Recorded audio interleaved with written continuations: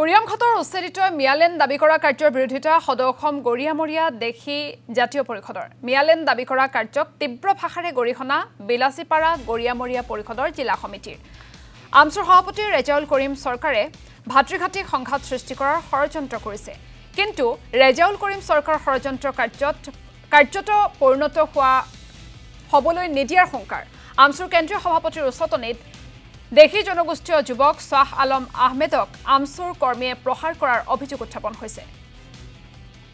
যে সাম্প্ৰতিকত দেখা পাইছোঁ কিন্তু মিয়ালেন বিচাৰিছে যে অসমত 1,40 লাখ মুছলমান আছে এই 1,40 লাখৰ জৰিয়তে মিয়ালেন স্থাপন কৰিব লাগে কিন্তু আমি কেতিয়াও সমৰ্থন নকৰোঁ কাৰণ আমি দেশী মুছলমান আমি খিলঞ্জীয়া মুছলমানে কেতিয়াও মিয়ালেন সমৰ্থন নকৰে যে অসমৰ আমচু সভাপতি ৰেজাউল কৰিম চৰকাৰে বিভিন্ন সময়ত বিভিন্ন উচ্চতম মন্তব্য দি আছে আৰু লগতে আমাৰ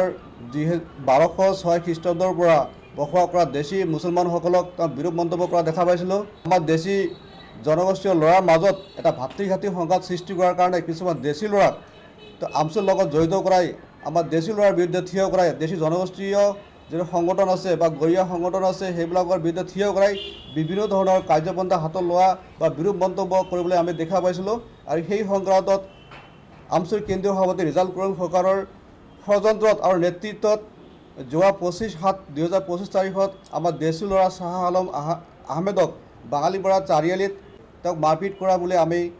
শুনিবলৈ পাইছোঁ এই সংক্ৰান্তত বিলাসীপাৰা এজাহাৰ দিয়া হৈছে গতিকে বিলাসীপাৰা পুলিচ প্ৰশাসন ধুবুৰী পুলিচ প্ৰশাসন আমি দাবী জনাইছোঁ অতি সোনকালে ঘটনা তদন্ত কৰি আসামিক উচিত বিচাৰ দিয়ক